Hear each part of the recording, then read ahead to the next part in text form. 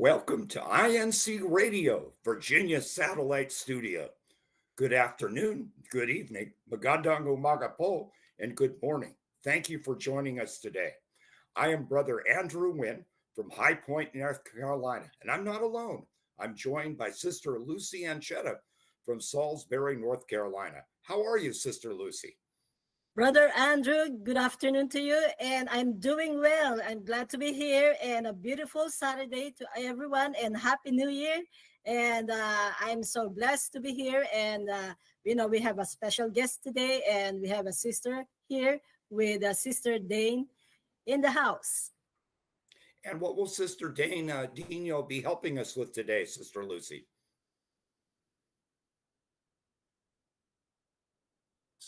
Hello, Sister Dane. Hello, brethren. Hi, Sister Lucy. Hi, Brother Andrew. Thank you for having me today. I will be helping engage with our viewers today on the live chat. And who has engaged us so far, Sister Dane? We see Brother Mike Blash, hashtag Charlotte. Shout out to the local of Charlotte. We have Sister Marina Luyog and Sister Hazel Marjes. Excellent. Now, what to expect on our broadcast today? Hot careers in 2025. We will discuss several careers projected to be in demand in 2050, touching on their educational requirements. We will also discuss how to make the first 2 years of post high school education more affordable. Now, without further ado, we'd love to introduce our distinguished guest, Brother Philip Toledo. He's from Atlanta. And Brother Philip, can you tell us your background as it relates and gives you credibility about this topic? Of course, Brother Andrew. Good afternoon, and Sister Lucy and Sister Dane, and everybody else joining from all over the world.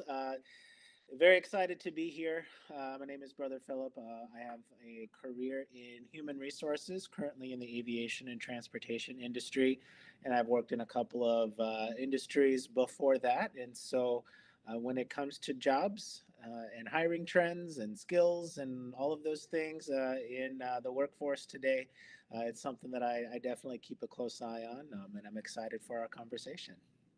Now, the first engaging questions to our YouTube chat viewers will be: what careers do you think will be most in demand in 2050?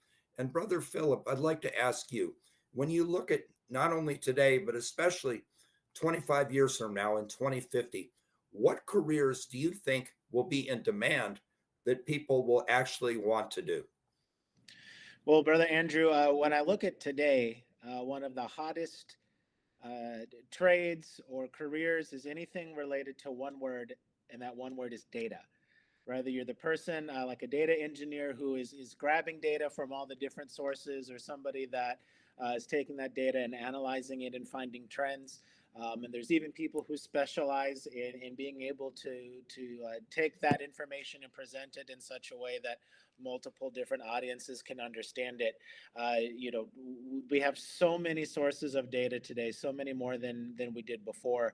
Our cars collect data. Anytime you do anything on your phone or on the internet, it's generating data. There's probably something somewhere that is generating data from this broadcast right now.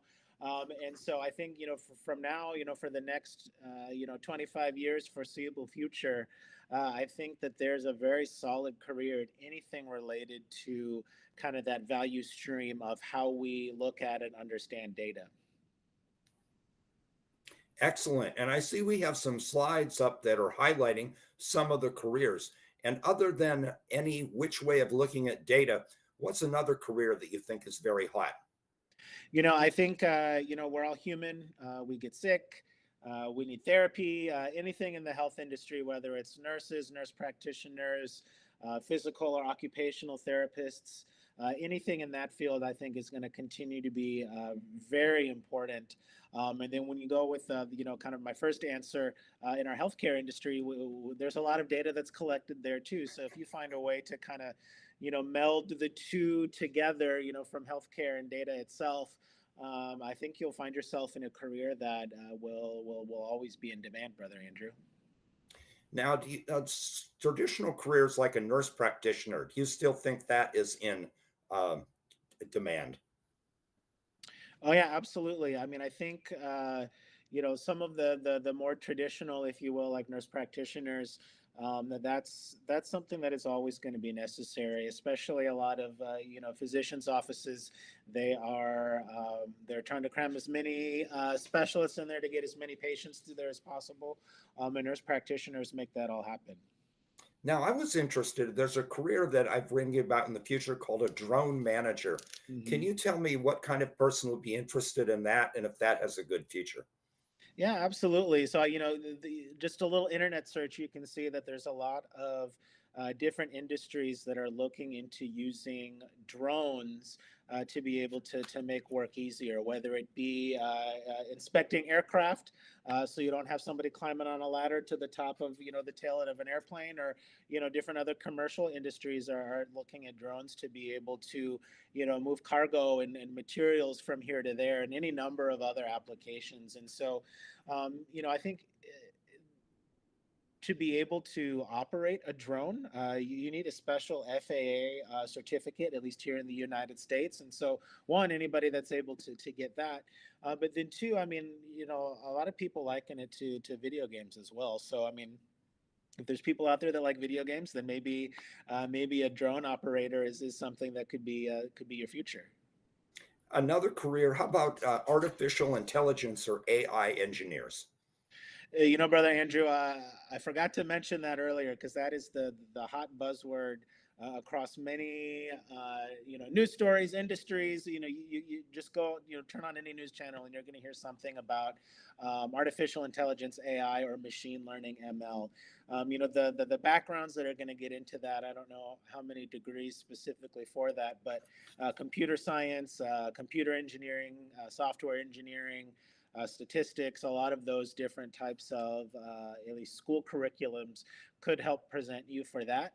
And if you think about it, the immense amount of data that I talked about earlier, that the power of AI is taking that data and being able to draw information from it a lot more easily and a lot more quickly to help people make faster decisions. Really, is the hope behind it. A lot of people think that AI is going to come take over every little piece of society today. But I don't know that we're that close to that per se. But a lot of the more mundane things that have to be done in any particular company or operation, there's a lot of people looking for individuals that have that AI or ML skill to be able to come help them optimize and improve. Sister Dane, on the our YouTube chat, did anybody address our question about what careers that they think will be the most in demand in 2050?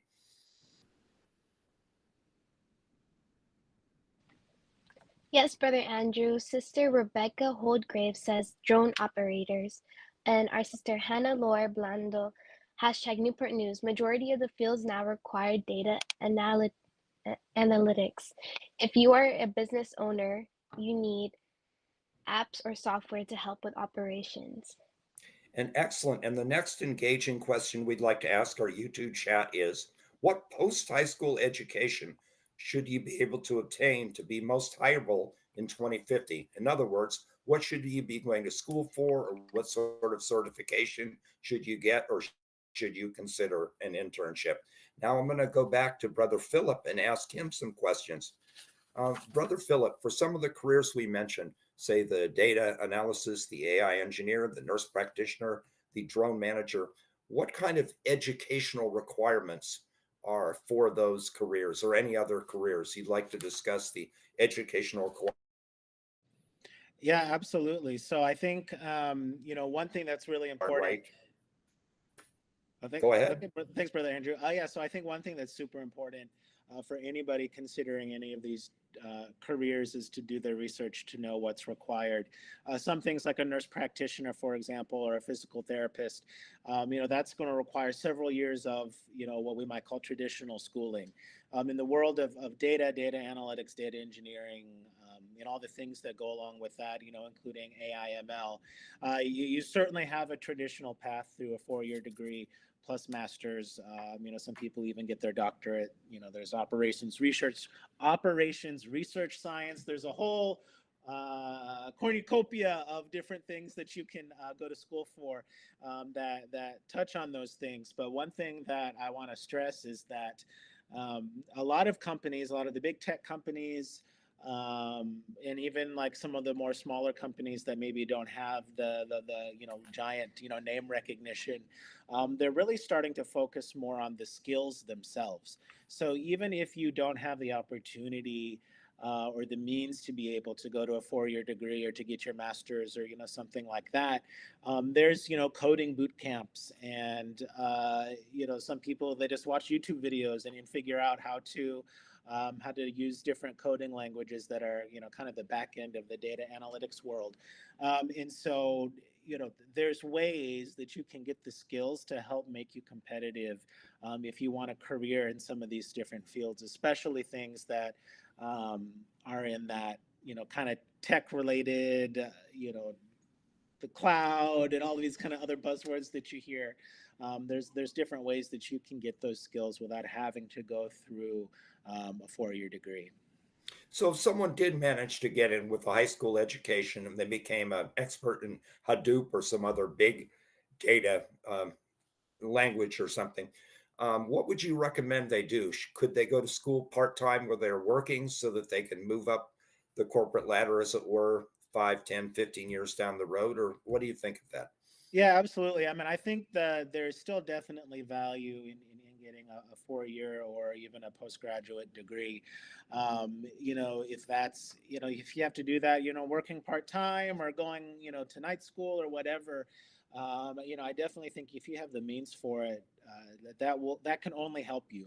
I don't think a 4-year degree, whatever hurts you, unless you're, getting a degree in something completely opposite from what you're trying to do. That's probably a whole separate topic, Brother Andrew and Sister Lucy, for a future episode. But, I think whatever means that it takes to get the skills, I think that's what's most important. And there's a variety of different ways that you can do that these days. Sister Lucy, what question would you like to ask Brother Philip? Yes, thank you so much, Brother Andrew. And Brother Philip, how could one make the first 2 years of post high school education more affordable for the above careers? What can you say about that? Yes, Sister Lucy, that's a great question, and probably I have another topic that I'm fairly passionate about. We could set aside a whole nother episode for that too. But in short, for our younger listeners who are out there, who are maybe in middle school, entering high school, starting to think about what they want to do next, I know there's a lot of pressure in society that at least here in the United States, that once you turn 18, you need to go off to college, you need to whatever, go off and fly. But when it comes to your wallet and your bank account, that's maybe not the best advice that society is giving you. And so, I entered the workforce probably, 15 years ago. And so, at this point in my career later, like, the degree and, my GPA and all of that is not as relevant now as the actual experience that I have. And so I say that because, whether I, went to a 4-year college or I did 2 years close to home and then transferred, at this point later on, it wouldn't make a difference. And so, I personally, would highly recommend that anybody getting ready to look at, to getting a 4-year degree, look at those community colleges or those tech schools that are nearby. And if you're living with your parents now, maybe another 2 years of living with them, you'll be surprised at, if you manage your budget well, how well that will position you for the future financially. Now, That sounds good. I Yes. was wondering, Brother Philip. So I heard about transferable credits from the community college to your bachelor's. How do you make sure that what you studied in community college is counted toward your next degree and you don't have to repeat or do different studies and spend extra time? Yeah, absolutely. And that's where, it does take a bit of planning, and hopefully you're making good decisions as to what you want to do, because you'll want to research with the school or the schools that you're looking to transfer into in the future and see what the actual requirements are. I learned that lesson the hard way because in high school I took, we call it, I forgot what it stands for, but AP Physics. You take the AP exam, advanced placement, I think. And so I had 8 hours of physics credit going into college, and I thought I was going to be an engineer. And then I got there and I realized there was two different, I don't know if it's still the same, but there was a physics B and a physics C. And I think I took physics B and I needed physics C. And so I had to retake 8 hours of physics after I had already done all of the legwork in high school to be able to do it. And so, very important that you try to pay attention to that. A lot of people will just focus on some of their core classes or the basic classes, like the language arts and maybe basic science or different things, so that way that you'll have maximum transferability, so that way you don't waste any time or money. Now, Sister Dane, that brings us to a question on the YouTube chat. Our next engagement question is, how can you make school more affordable? That's our chat engagement question. But Sister Dane, what kind of answers have the YouTube chatters given us today? Our sister Hannah Laura Blando from Newport News said, I had fun using automation anywhere. It is another simple software for learning, practicing bots building. I know that the basics of SQL will be also helpful. This answers our engaging question asking the brethren, what post-high school education would you attain to be most hireable in 2050? And SQL stands to stand for Structured Query Language. I happen to be a computer programmer, and I took RPG, report program generated code, from the late 70s. But having added SQL to it, it becomes something that's still important in this millennium. So that's the importance of incorporating what's new and combining it with what is old to make your previous knowledge still usable decades and decades later. So that's a great answer. Now, what so Brother Andrew, you went to school in the last millennium, is what you're saying?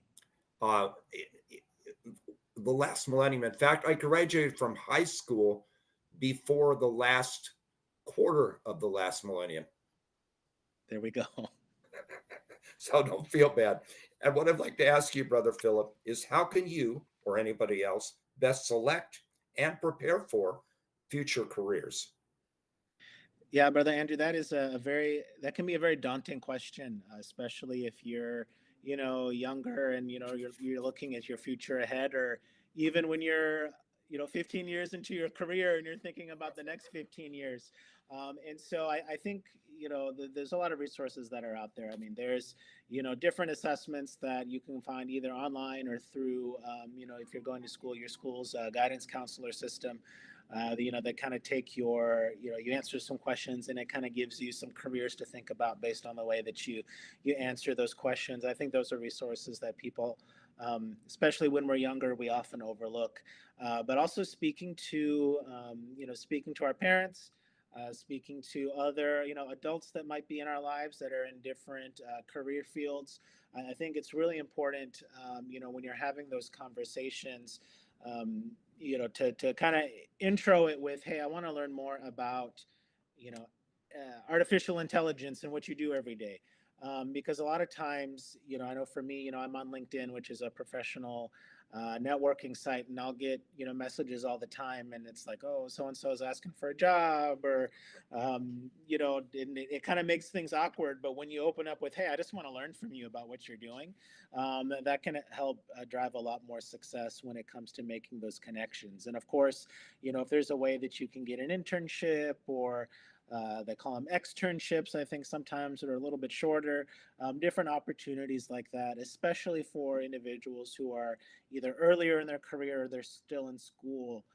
Try to seek out those opportunities, because that's a great way, a great way to learn. And, Brother Andrew, I can't not mention, the most important piece, because, when it comes to careers, there's so much that's honestly out of our control. Like when I give kind of career readiness and, professional development, we talk about, you get the skills, you work to get your skills and experience.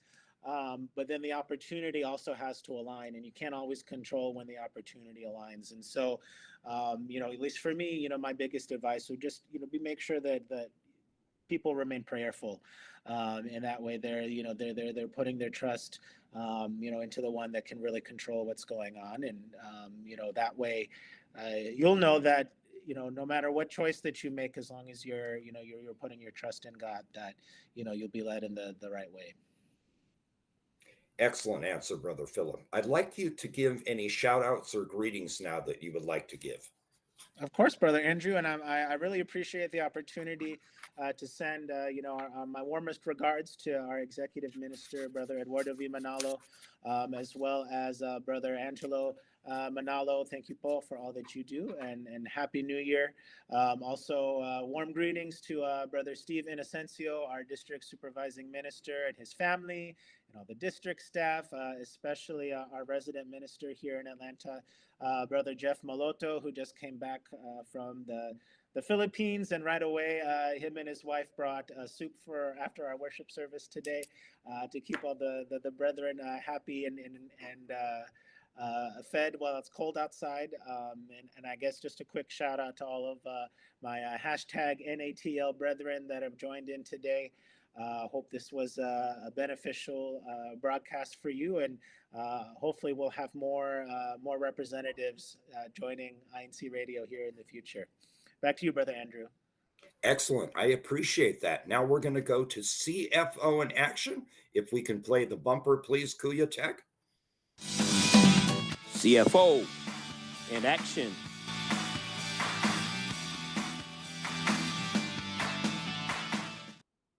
CFO in action. And yes, we enjoyed our Christian Family Organization sponsored year-end celebrations. And yes, we are looking forward to our officers' special gathering on the 12th of January. We are looking forward to the Evangelical Mission on the 19th of January. We are looking forward to the Book Club Night, January 20th, in the Benton Convention Center in Winston-Salem, North Carolina. Sister Lucy, I'd like to hear about the hashtag challenge announcement. Yes, thank you so much, Brother Andrew. We'll wait for the bumper for that hashtag challenge where everybody is looking forward.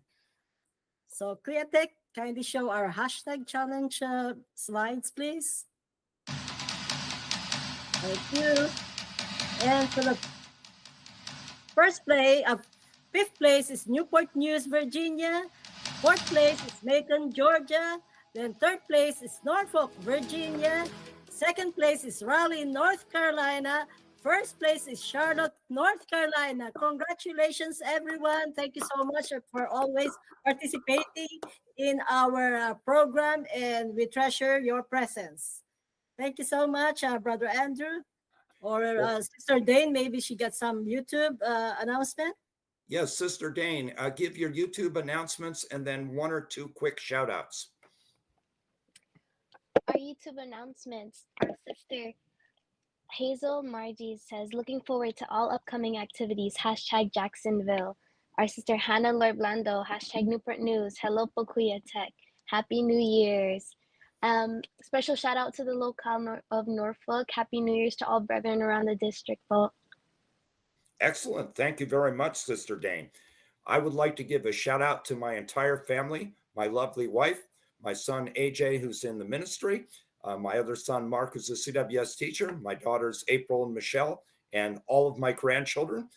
There's several of them, and I'm just very, very happy and so thankful to all our listeners. Sister Lucy, would you like to give any quick shout outs? Yes, Brother Andrew. Thank you so much to my family. Of course, my very supportive husband, Brother June Ancheta, and my children, Enzo and C, Victoria and Salvi. We love you. And of course, all my relatives in the Philippines and my brother in Macon, Georgia, Kuya Dan and Marie. We'll see you soon, and best regards to everyone. Thank you so much for always tuning in. We would like to give a warmest greetings and thank yous to our beloved District Minister, Brother Steve Inocencio, our beloved CFO Overseer, Brother Melvin Biogan, our INC main studio, our Brother Wally Tribe, the station manager, Brother Manny Andai, our executive producer. We'd also like to give thanks to Brother Denzel Van Malapit, our district multimedia advisor. And we'd like to give a special thank you to Brother Eduardo V. Manalo, our beloved executive minister, and to Brother Angelo Arano Manalo, our SEBSI CEO and president. Thank you so much, Bo. Everybody show us your best smile and wave. And we would like to thank our listeners most of all. Yes. Thank you so much and Happy New Year. We'll see you next week.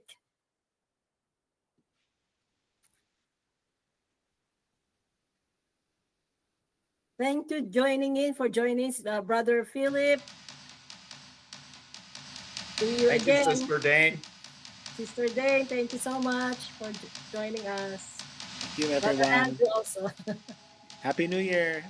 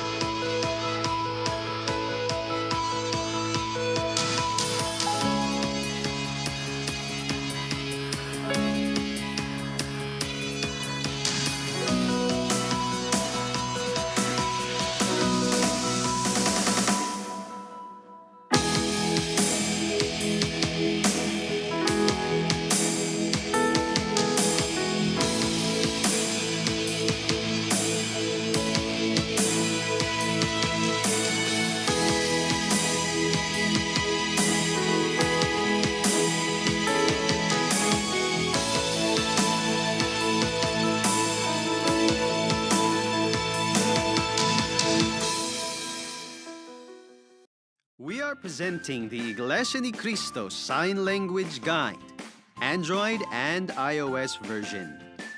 We gladly introduce the new interface of our INC Sign Language Guide, Android, and the much-awaited iOS version. The INC Sign Language apps is a project of the Christian Society for the Deaf under the Christian Family Organizations Office of the Iglesianicristo Church of Christ. It is a part of the Church's continuous intensive efforts to reach out to and care for the deaf, INC members and non-members alike. This free sign language app includes the following features: 8,000 plus vocabulary entries, all in video, customizable video playback speeds, examples of signed phrases and sentences, categorized everyday signs like alphabet, numbers, colors, greetings, educational terms, medical terms, legal terms, Iglesianicristo and religious terms, and many more. User maintainable favorites category, fast search and voice search. All features are available offline. And since these sign language applications contain phrases concerning the Iglesianicristo and religious terms, we can use these apps in inviting more deaf fellow men to learn the basic doctrines being taught inside the church. For more information, please visit www.iglesianicristo.net, www.facebook.com/Christian Family Organizations, www.facebook.com Christian Society for the Deaf. Thank you for your support.